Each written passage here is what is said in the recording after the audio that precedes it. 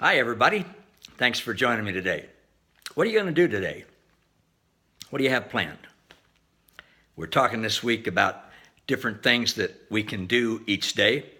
And today I want to consider the fact that we can all give. You know, God is love, and what lovers do is they give. And God's love and God's gifts are always for the betterment of the other person. God always does what's best for everybody else. Now, we can't do that like he does because we're not God, but God lives in us. Jesus lives in everyone, and he not only lives in us, he wants to live as us as we interact with other people. And what he wants to do is to love and give. So, what can you give? Well, I found a good thing to do is to pray, just talk to Jesus, just like you and I are talking right now, and say, Jesus, what do you want me to give today? Sometimes I'll go through my schedule of everybody I'm going to meet with today and say, okay, Jesus, is there anything you want me to know about this or that person? Anything you want me to say to them? Anything you want me to do? And sometimes what he will impress upon me is he wants me to give them something. I mean, it can be as simple as giving them my undivided attention and really listen to them and try to understand what they're feeling, what their emotions are, where they're coming from, and not just think about the next thing that I'm going to say. So just giving our attention. Giving a smile is another great thing.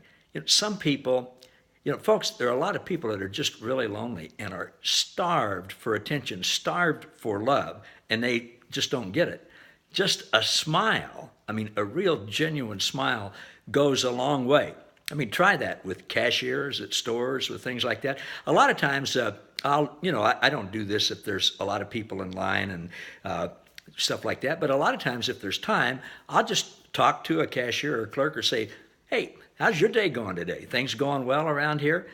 And then I listen to them. Sometimes people will just open up to you, and God can do really neat things with that. So we can give people our attention. We can give them a smile. Sometimes there are things that we have that we can give them, whether it's loaning them or actually giving it to them. I bet you're like me. You may have some things in your house that you don't ever use, maybe that you've never used. I do. I don't know why I keep those things around. My wife and I had wedding presents that were literally never taken out of the box. We knew what they were, but we had similar things or a duplicate thing, and we never even took them out of the box. We moved them to 3 different locations or more than that when we moved, and then finally gave them away or used them when something else broke or something like that. But, there are people who need things that we have that we can just literally just give them, whether it's a book or an item or whatever. And, to find out what they need, you need to be with them and talk to them. Don't just go up and say, what do you need? But things will come out. And then, when you find that somebody's interested in something, I found out yesterday that a friend of mine was really interested in something, a particular book, and he doesn't have a computer, has never been involved in computers, and there are no more bookstores in our town, really. The big ones have closed, and there's a couple of specialty ones, and he said, I don't even know where to go to get this. So I just went home. I'm not patting myself on the back. I know Jesus told me to do this. I just went home and looked that up on the internet and then printed out where you can get it, and I'm going to give it to him in a couple of days the next time I see him and say, hey, if this is what you're interested in, I'll order it for you. Here's what it costs and all that kind of stuff. So just taking the time to think about what people are interested in and what they want.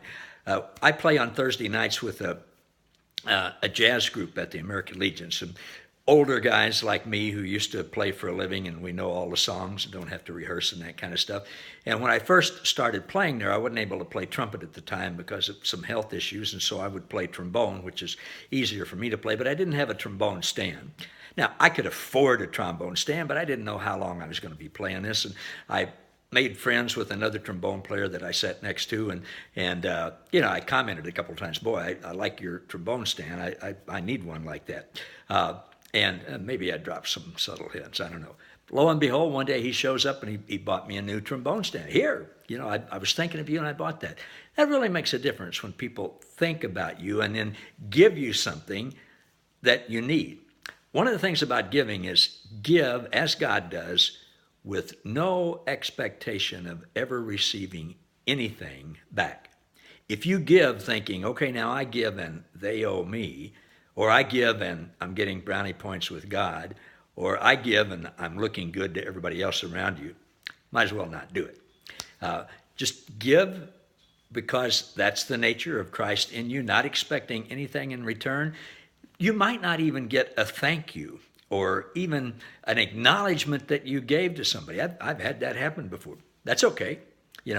Jesus knows what's going on. He's the one who prompted you to do it, and he's working all things for the good. So today and every day, you might just think about, what do I have to give, and who can I give it to? When you do, you'll find out it's a really cool thing. Thanks for watching. See you tomorrow.